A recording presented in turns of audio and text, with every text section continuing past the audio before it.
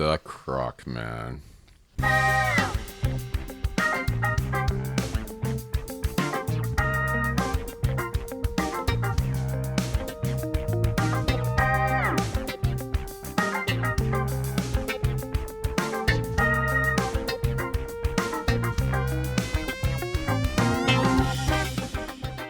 Welcome to the Too Old or Pure Gold Movie Podcast. In today's episode, we're discussing the 1986 comedy Crocodile Dundee.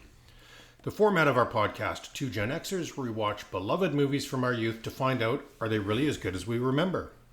To help us debate and ultimately pass judgment, we ask our millennial co-hosts to watch these movies for the first time and help us determine, are they too old or pure gold? I'm your host, Olen Vanderleeden, representing Gen X.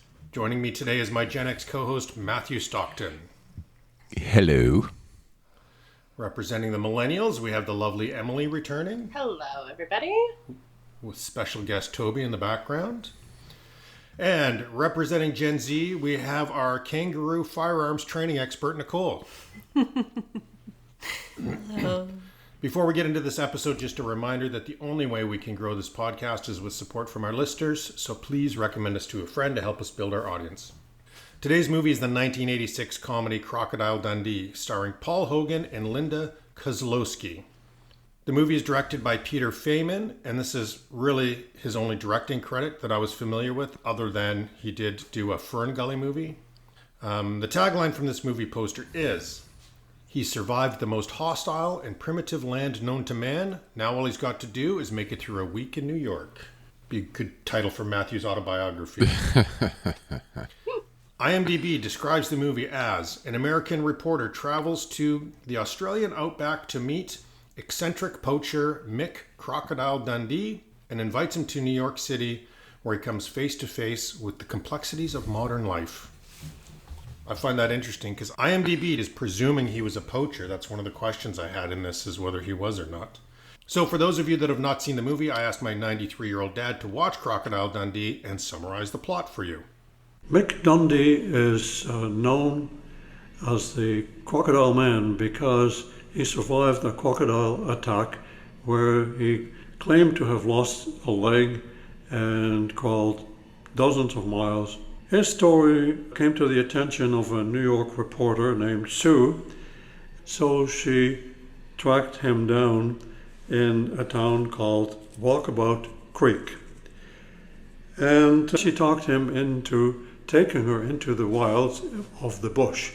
And once there, they had all kinds of adventures, such as an encounter with native bushmen and a fake attack when she was trying to go for a swim. After all these adventures, Sue invited him to go to New York City with her. But once in New York, he obviously was out of his depth. For example, he would say, "Good day to everyone." And it's hilarious to us, situations like fancy dinners and he didn't know how to behave, and the hotel he was in, we slept on the floor, and there were robbers on the streets and they threatened him with a little knife, and he said, "That isn't a knife," and he pulled a huge knife, things like that. Finally, he decided he wanted to go home, and Sue just played it till he decided that she loved him, and so she tracked him down on the subway station and yelled at him, but it was too far out. So her yelling was passed from passenger to passenger, and it finally reached him, and she said, "Tell him I love him." And he said, "Okay, well then," and he just climbed in the rafters and worked his way to the front, where he finally had Sue formally declare her love, and all was well, and that's the end of the story. There you go, not bad. Yeah, it's pretty much as boring as he described it. Oh my gosh, I'm jumping the gun here. I was about to say I can't imagine who doesn't like this movie, but there we go. Yeah, so overall reaction. Why don't you all tell me what you thought of this movie before we get into it? I'll keep going. So I think this is one of those films that rode on a wave of novelty and somehow got mistaken for greatness. I think that what passed for charm in 1986 feels like a very long tourism ad padded with some light misogyny and some nice knife gags. And it's, it's kind of like a Foster's beer ad that accidentally got greenlit for 2-hour film. And for those millennials, I don't think Foster's is around anymore. Foster's became huge in the U.S. and Canada. Foster's is an Australian beer, and it's, for the record, it tastes like shit. So, as a millennial who has been to Australia, I know Foster's. I've had Foster's. Not a fan. Right. Good for them, not for me. Well put. Well put. Okay, so Emily, what did you think of the movie? I liked it. There were some problematic moments for sure where I'm just like, oh no, and where I was just like, is there a redemption here in this moment? Because I agree with the white misogyny. I'm just like, no. But I did watch the entire way through and kept on thinking about, oh, this would be such a great way to teach theme to my students. And because the theme of how expectation versus reality and first impressions, there's so many good talking points about that where you see these consistent themes woven through. I like to believe it's intentional and that there's some depth there, but maybe not. But I'm going to go with maybe a little bit of depth in it. Mm. Well, as usual, I agree with Emily. Yes. I liked it. I liked it a lot. It had quite a few problematic moments that I really didn't like, but it just was so charming. It won me over anyway. I'm glad to hear you say that, Nicole. It's always a challenge for Nicole and I because we watch this film together and we're not allowed to talk about it while we're watching it. So I had no idea what she was going to say. For me, I was worried going into this movie because I remember this movie fondly. I'd loved this in the day. And as often happens with these movies, I was worried it was going to be more nostalgia than actually a good movie. But I think it was fun. I think it was a fun movie, and there's some really good parts that I'm excited to talk about, and I enjoyed it. And you cannot deny that Paul Hogan is charming in this. Like, he's super charming. He's so charming. I think more recently in his career, he got a little Hollywooded, and he's not so charming. But in this, he's great. Yeah. Interesting. He was a great character. He was well-meaning. He was kind. He tried to help everyone. He was charming. He was funny. He was respectful of people, or he tried to be.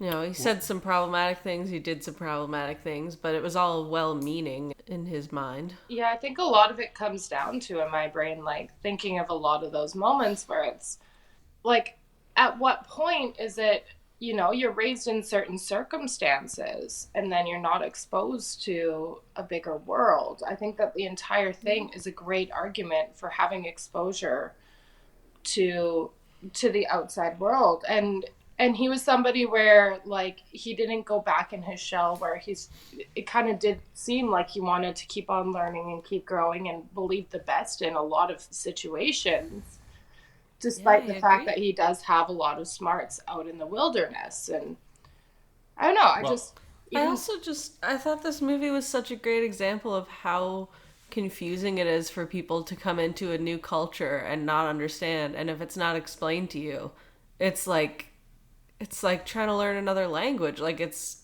so different and confusing.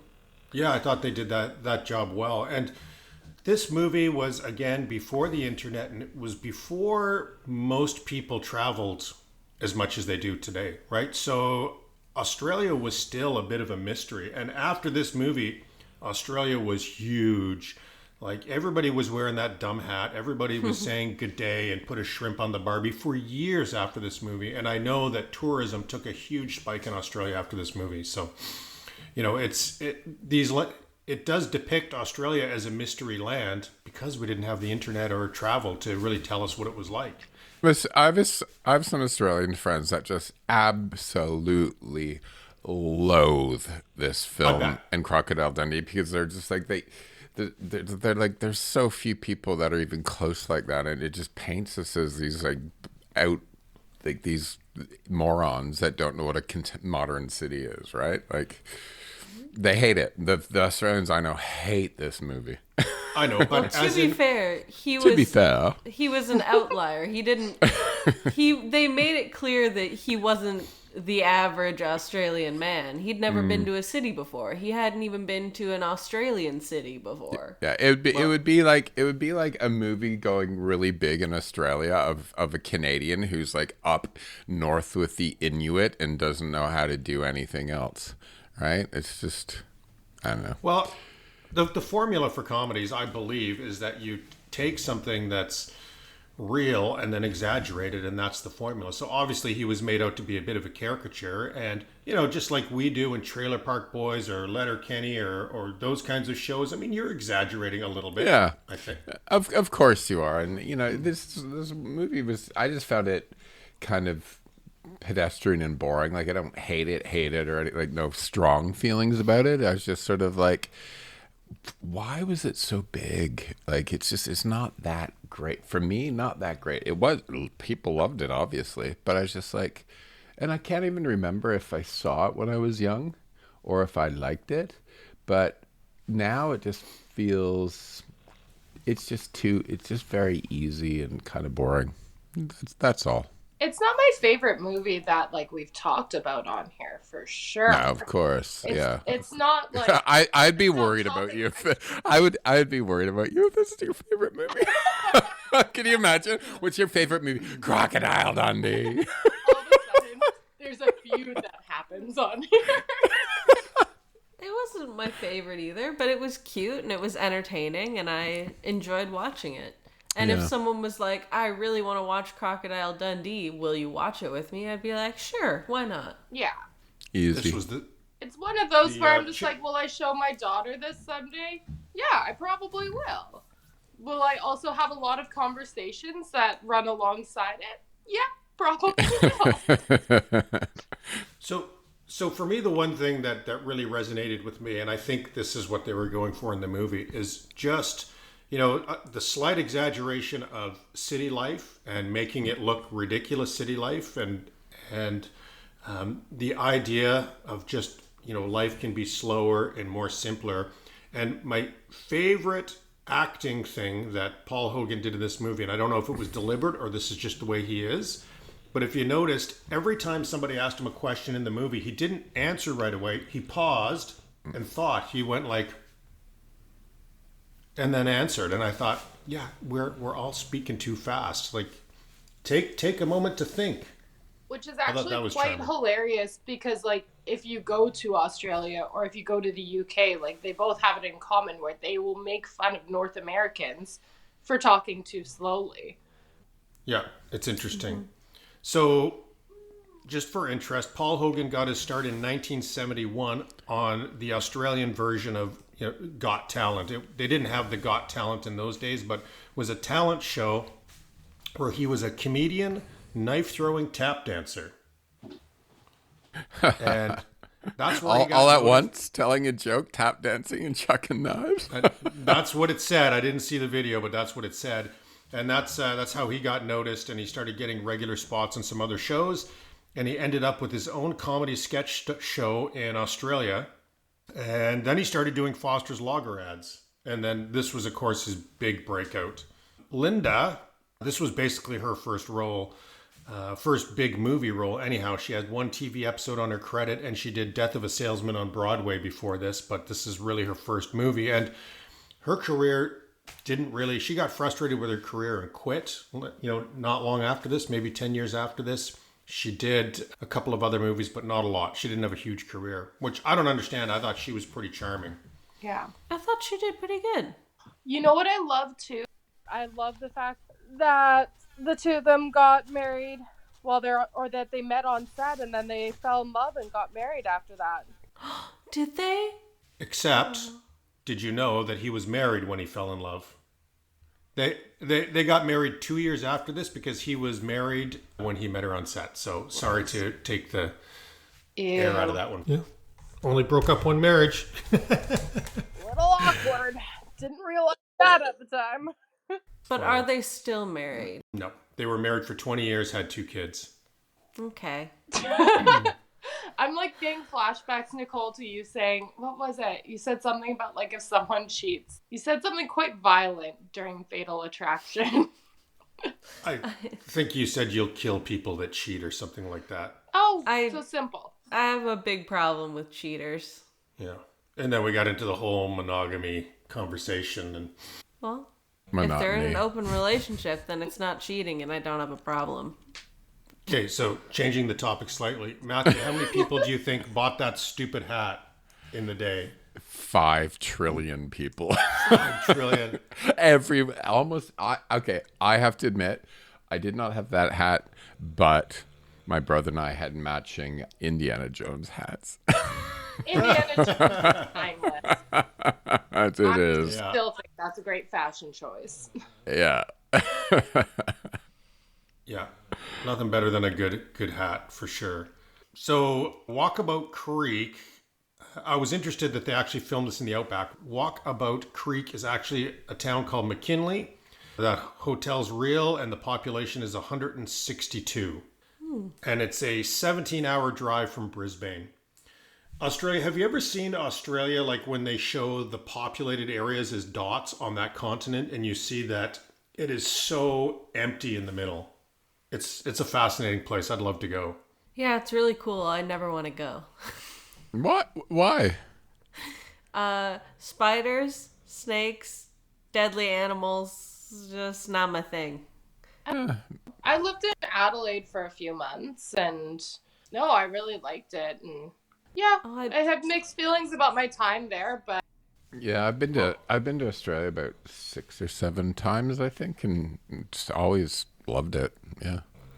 Yeah, I bet it would be lovely. If they got rid of their spiders, I'd be there in a heartbeat. But a lot of them. A friend of mine had this massive spider about the size of my hand that lived beside the behind the teapot on the shelf, and they had a name for it. It had been there for years, and they let it crawl around because it gets rid of the other bugs.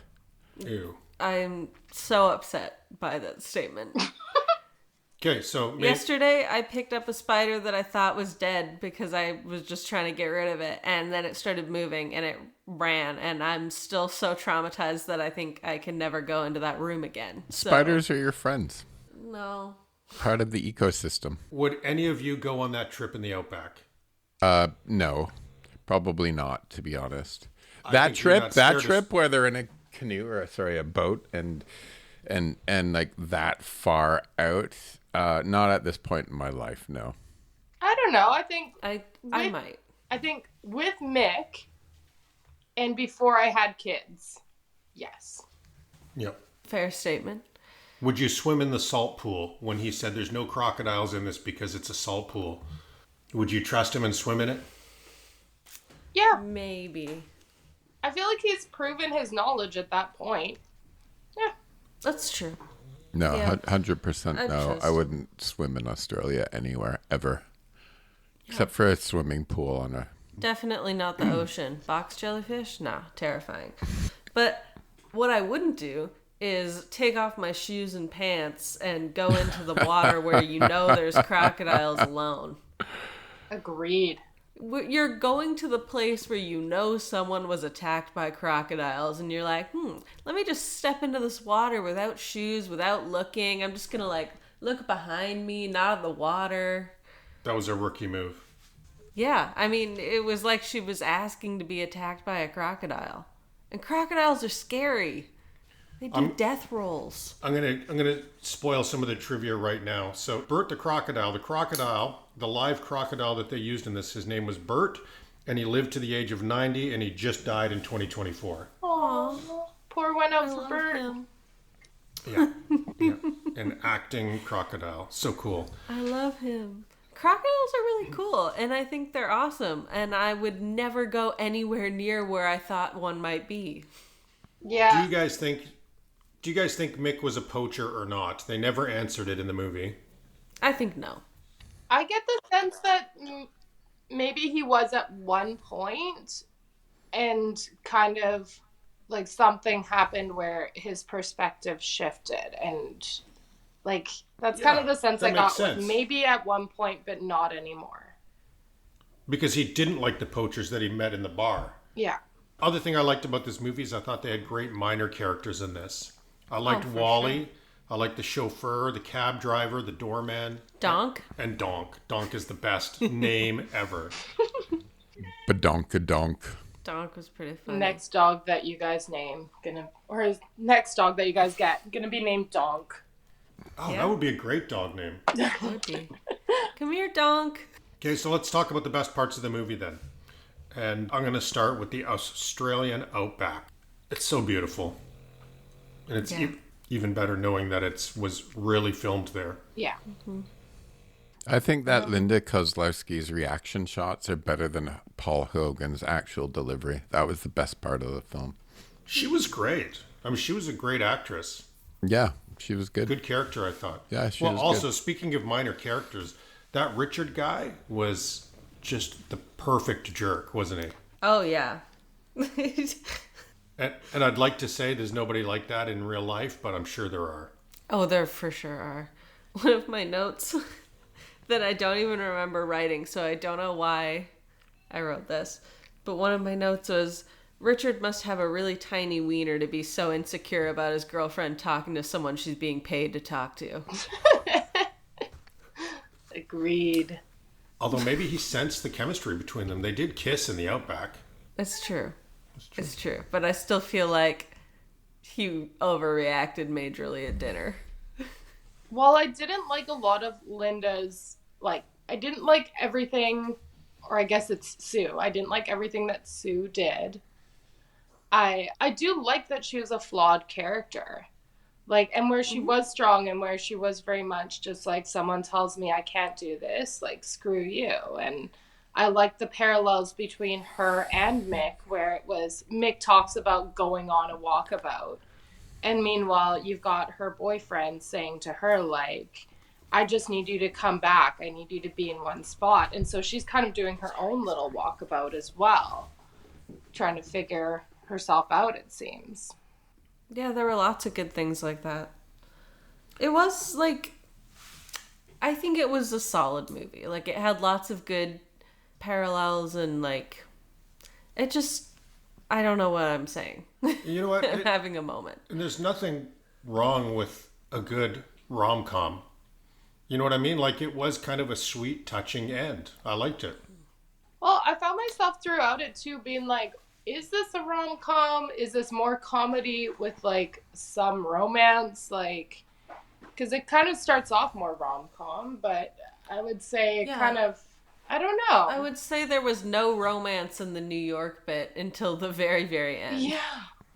Yeah, in that sense, I kind of it had that nice little moment of just being why is it that I'm always safe around you, or I'm you're always protecting me, something like that, where it was kind of just you saw that little flashback to the outback and to the connection they had, but it felt I don't know, I felt you don't really see the spark as much in New York City. And even the fact that she sees him struggling, she doesn't do anything to help him out.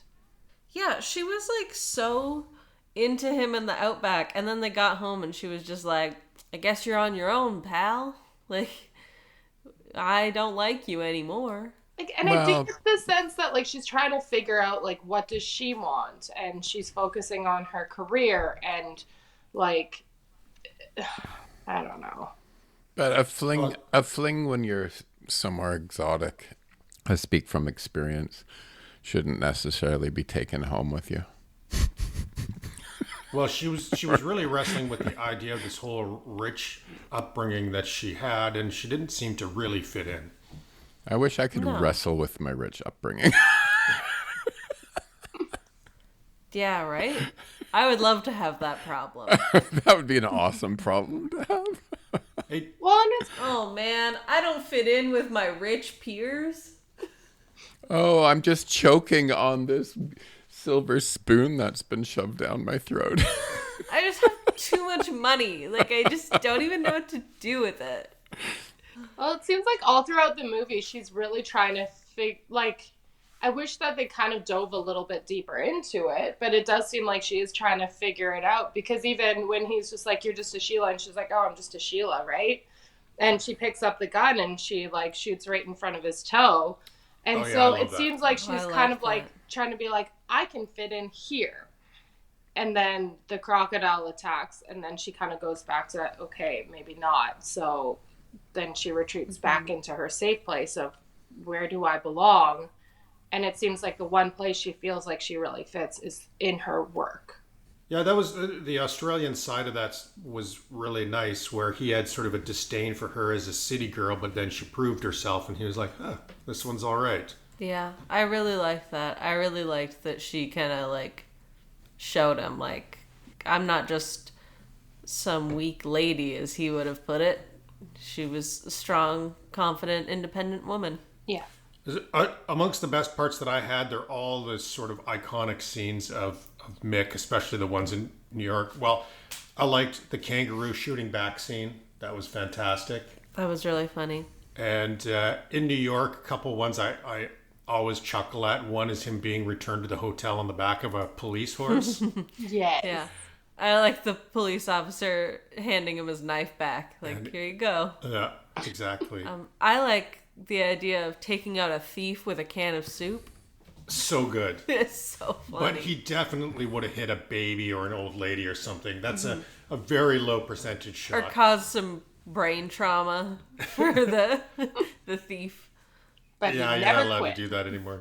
I feel like getting hit with a metal can at that velocity is probably not good for your head. No, especially if it catches you right on the edge. Mm-hmm. Okay, any worst parts you want to talk about? Yes. Transphobia, Yep. you know. I mean, yeah, That was my big problem. That's a pretty strong woker joke section there, because that was just really actually quite bad, even for the time. I think that the worst part is that they shot the kangaroo. I didn't like that at all. Yeah, that was one of my bad points as well. I found that the romance had zero chemistry. I thought that Hogan's mugging for the camera wears thin, like incredibly fast. I think the New York City scenes are full of lazy caricatures and stretch the premise beyond breaking. And the scenes are so broad, it makes Home Alone feel like a Scorsese film. And the whole movie for me kind of moved like molasses. See, Interesting. there's always a point in every podcast where I realize Matthew is the smart one, because under worst parts, I had swimming in pants. So, Matthew, glad to have you on the podcast. Yeah, most of my bad parts were all related to, like, they said the F slur, and then So it was all they woke stuff. sexually assaulted a trans woman just to prove what was in her pants. And Yeah, it was bad. It was the 80s. Okay, well, one more light one that I had. I said running in New York in bare feet. you know what the worst part of all was? What? Public proposals. Oh, If you are right. If you propose in public without knowing that that's what your partner wants, you're awful. It's the worst. I literally would break up with someone if they proposed to me in public, because clearly they wouldn't know me at all. Yeah. Oh, I am not a fan of public proposals. However, I did tell my husband that the one place he's allowed to propose to me publicly would be outside of Science World. He didn't do that. But I maintain, I think it would have been gorgeous with the lights and the water. If he had done that after a nice dinner, it would have been amazing. So where did he propose to you? He proposed in our backyard. He said he kept on trying to think of a place that would be perfect enough, and instead, I think I had just finished cleaning somebody's house and was still covered in the smell of chemicals, and it was a very hot summer day, so I smelled like chemicals and sweat, and that was when he proposed in the backyard. I loved it, though. It was all good. Classic Eric. I would never propose in down. public, and I think most of you know the story that even when I got the engagement ring, I made sure it was returnable, because, what if she says no? You're so funny. I proposed to Justin in a restaurant in Paris, and I had the waiter put the ring in a champagne glass, and when he said yes, I guess the waiters had told everyone else in the restaurant. So when he said yes, the entire restaurant clapped. It was like a total movie scene. Wow. Nice. Okay, so none of us are Jumbotron at the hockey game. Oh, God, no. Please. Oh, God, no. Unless you have a conversation with your partner beforehand and you're like, are we going to get married? Yes, I'm comfortable being proposed to on a Jumbotron. That'd be pretty cool. or those people that like do a whole dance thing or something insane and put it on TikTok. Every time I see that, I'm like, I give you 2 years. You're getting slapped and broken up with on the spot. I don't know who to credit with this because I heard it from someone else, but I heard someone say once that they had a rule that you're allowed to propose to someone on the Jumbotron at the game, only on the condition that if you get divorced, you have to let her know on the Jumbotron or him know on the Jumbotron at the game. I think that's a fair rule. Can you imagine the drama if you were at a game with a Jumbotron and the Jumbotron was like, kiss cam on a couple and he held up divorce papers? Yeah, that would be... I wouldn't look at the game the rest of the time. Right? I'm only there for the drama. As with any sports game I'm watching. Okay, so before we get to the ranking, let's just talk about favorite lines. And I think I'll get out of the way the line that everybody knows. That's not a knife, this is a knife. And I think people recognize that line that haven't seen the movie. That is so prolific. Mm-hmm. I also really liked, we already kind of touched on it, but that's the dangerous end of the gun. She said, so it is. Yeah, that's a good one.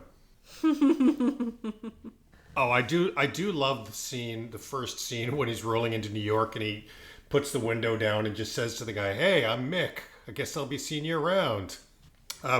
So I had, just because I thought there's so much truth in it, when he was talking about psychiatrists and she was explaining what a psychiatrist is, someone that you tell your problems to, and he said, hasn't she got any mates?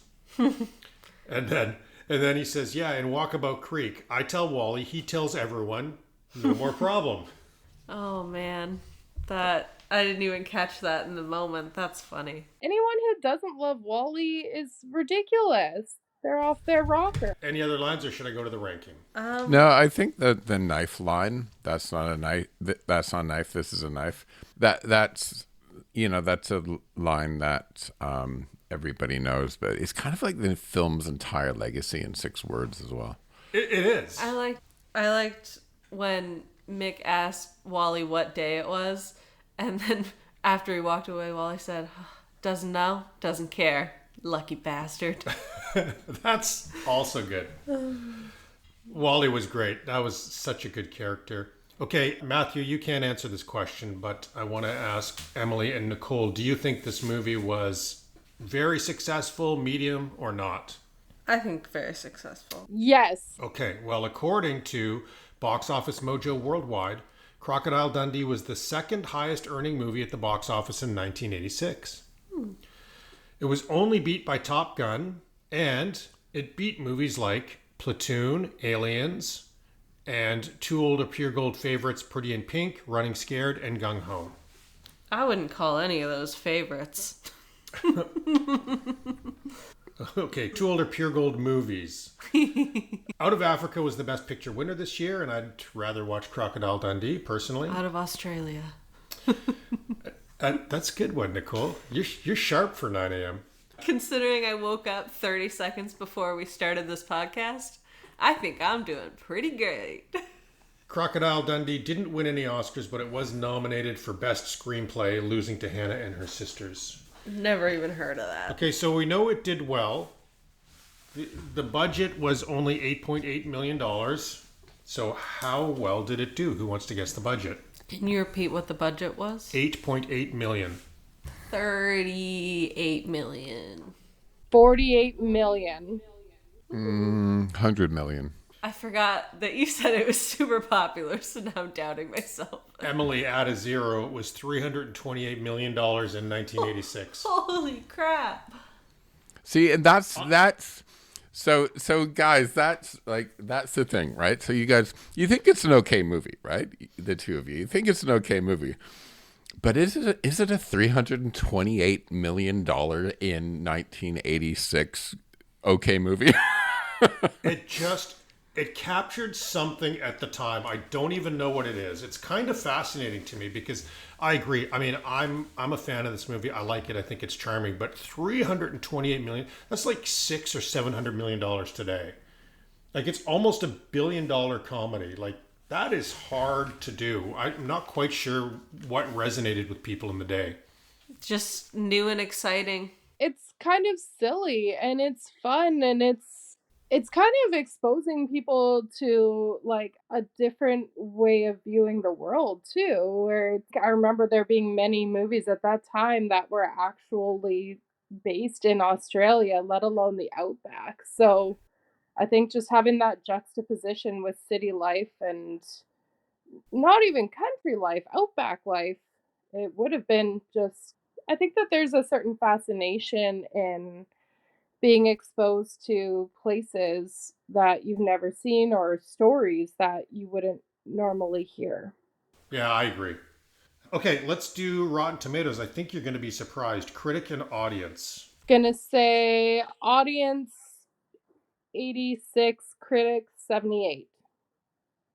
I think based on the numbers, it was even higher. So I think like 90, 85. You said we're gonna be surprised, Olen. Yep. So the only surprise that I could see, because we know how popular the movie is, would be a surprise from a critic, right? So I'd say critics did something fucking stupid. Sorry, are we allowed to swear? I'd say then the critics gave it like in the 80s somewhere, like 84, and audience is probably about 87. You think based on the fact that it made like $300 million, you think that it's a surprise that it's high ratings? No, I think the surprise. I knew the audience would be high, but Olen said there's a surprise. So, and I'm like, then the surprise has to be that it's high on critics' list. Well, buckle up. Okay. So critics loved it with an 89. Oh my God, what are they thinking? And audience 59. It's not even fresh. Okay. Okay, that Thank explains you. the surprise. And by the one of the first times here, I agree with the great unwashed. I did shower today. But anyhow, for scores, I mean, you guys were way off, but you were very close to each other. Matthew 33, Emily 38, Nicole 35. So Matthew wins. Oh, again. I still managed to win, even with like totally missing the popular one. You were all way off on the audience. That's it's interesting. You wouldn't have got that back then, right? Back then, like obviously it would have been like 99%, right? Yeah, well, Rotten Tomatoes is contemporaneous. Yeah, so that's what I mean. So I think over time and I think that's sort of the feeling I got. I can't remember if I saw this or not, but I can remember it being huge and then watching it again, and I was expecting more. I was expecting, okay, this was really big, so let's watch this again, right? So I think maybe over time, and I think this might come back to some of the things you said at the beginning. When back then, like nobody knew anything about Australia, people didn't travel as much. I think the exoticism of it's all gone, right? Yeah, and I had the opposite experience to you. I thought I was gonna dislike it, and I've done this podcast enough that I sort of see these comedies that I remember as being good, and they're not quite as good. So I was pleasantly surprised that I still was smiling watching this. Okay, I'm going to give you guys just a little bit of movie trivia. So Paul Hogan stated in a 2001 interview that there was no real Crocodile Dundee, but despite his insistence that Crocodile Dundee was his own creation, it was later revealed that the real-life inspiration for the character was bushman Ron Ansell. Ron Ansell became popular in Australia in 1977 when his boat capsized during a solo hunting expedition, and he had to spend 2 months trapped in the wilderness. He survived by drinking cow blood, sleeping with snakes, and occasionally fighting and decapitating crocodiles. Later, in a BBC interview about his adventure, which he attended barefoot, he mentioned that the hotel they put him in was very nice, but he decided to sleep on the floor. Unfortunately, Ansel didn't see a cent from the use of his story in his life, and his life and marriage fell apart. He eventually developed a drug habit, which culminated into a shootout with police where he killed someone. Some people say he was driven mad due to his exclusion from the success of the movie. You know, if you truly were the inspiration for this movie and you got zero and it made $328 million, that would be a tough pill. Mm-hmm. This is the first feature film for both Paul Hogan and Linda Kozlowski. I like this one. So Michael Hutchinson from the band In Excess invested in this movie because he wanted to reduce his tax burden and have a loss on the books. However, the film's success meant that they made millions. Wow. And Matthew, this was the most watched film to be broadcast on British television when it was shown on BBC One in 1989. Wow. Okay, woke or joke, I think we covered it. We didn't mention drinking and driving, but I think... Oh, I had another woke or joke, smoking in elevators. Well, that's just the way it was. I think the gender roles are a little bit stuck in the outback, right? And I think that the film kind of... It wasn't terrible, but it kind of had Aboriginal culture as mostly exotic window dressing. That's what I was gonna say.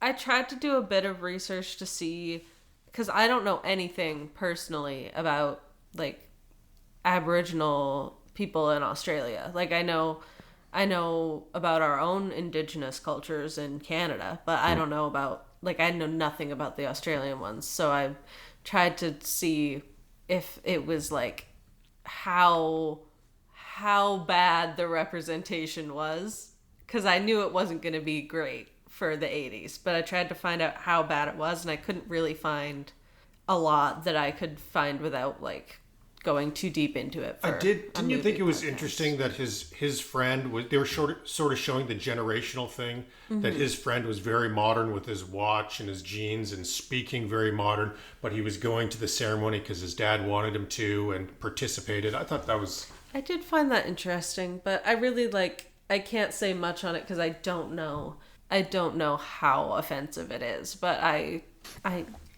knew it couldn't be great. The whole time I was like, it doesn't feel right. Like something feels a little off about it, but I don't personally know how bad it is. Well, let's see how other people felt about it and check the reviews. And in general, I would say, because I read all of the reviews to do this, that the 10-star ones all spoke to the chemistry between the two, despite what Matthew says. And all of the 1-star ones were mostly about the problematic parts. But however you guys felt about this movie, I promise you there's others who liked it more or less than you. And for this movie, there were 25 10-star reviews out of 186 total reviews. So here's a few thoughts from the Ultra fans. First one, it successfully combines 3 genres: romantic comedy, adventure, and fish out of water. What makes the film work so well is the charisma of Paul Hogan. You'll never experience a more likable protagonist. Robert Skinner says, "This is my go-to movie. I never get tired of watching it." Another reviewer says, "Who doesn't love Crocodile Dundee? I'll tell you who. Terrorists and communists." That's probably true. I bet this wouldn't go over as well in North Korea. I remember watching this movie with my mom. She absolutely loved Dundee and his rough and straightforward perspective on life. Matthew, what do you think of this one? Dundee functions as the immigrant's fantasy existence, being accepted in America while retaining cultural roots. I don't think it was that deep. Maybe in the 80s, but certainly not now. And Nicole and Emily, this reviewer says, Crocodile's a great movie about female empowerment. It's a hymn of praise to what women can do when they set their mind to it. I wouldn't go that far, but I think they're on the right track. Well, let's hear from people who liked it less. In this movie, there were only 3 haters out of 186 reviews.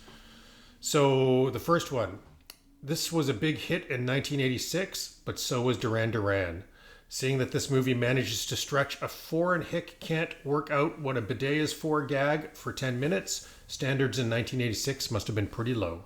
The next reviewer objects to the sexual assault, which happens in the bar scenes to a trans woman. And the last one says, the hero is an arrogant, selfish, chauvinistic bully who kills animals illegally for a living. If that is your typical Australian, then I just don't get the attraction. Personally, I find the slaughter of animals for their skins and for sport to be abhorrent, and that alone should be reason enough to ban this film. Well, banning it's a little harsh. Yeah, and that's there's people like that go away. I mean, I don't like the killing of animals for profit either in the poaching, but we're not sure he was a poacher. And I liked what Emily said in the beginning, that he probably was one to start with, but then had an epiphany that this was maybe not. And it's a film. It's a film. Correct. Well, let's hear from the professionals, Siskel and Ebert. Matthew, do you think they liked it?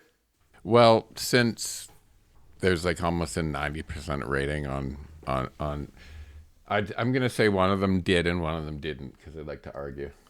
Okay, well, Ebert suggested that the movie worked because of what he calls Paul Hogan's immense appeal and hilarious view of American culture from the perspective of an outsider. He described it as a truly escapist movie. Siskel described the character as a likable Dirty Harry. I think he's a little off with that. He believed that part of the success was a movement by adults that just want good, clean fun. They both gave it thumbs up. Okay, so remake. Does this movie deserve a remake, prequel, or sequel? So I know that they did make other movies that didn't do so well, but I think that's kind of dry and the punchline stale. So I just, at this point, just let it sort of die.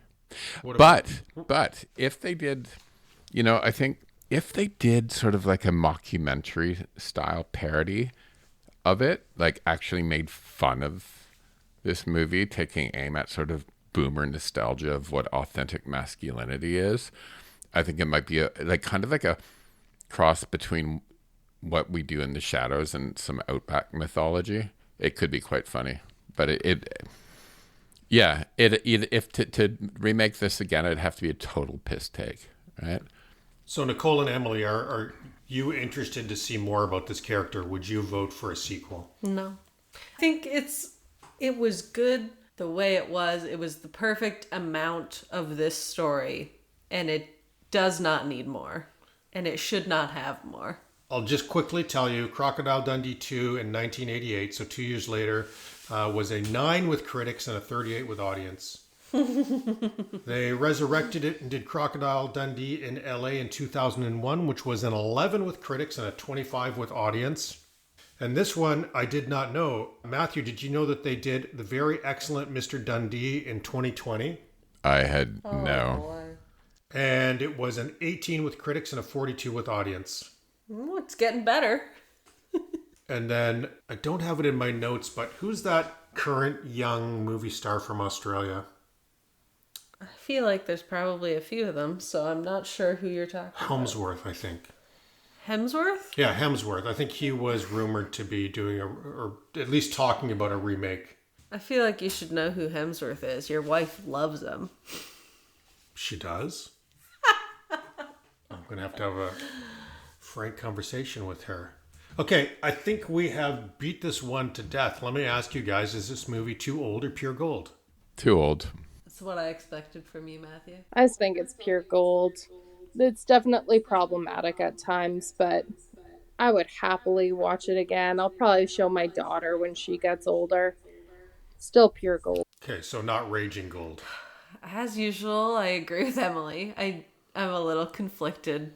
I want to say pure gold because I liked it, but I think it is, by definition, too old because of all the transphobia and all the things that make it too old. But I still liked it despite that.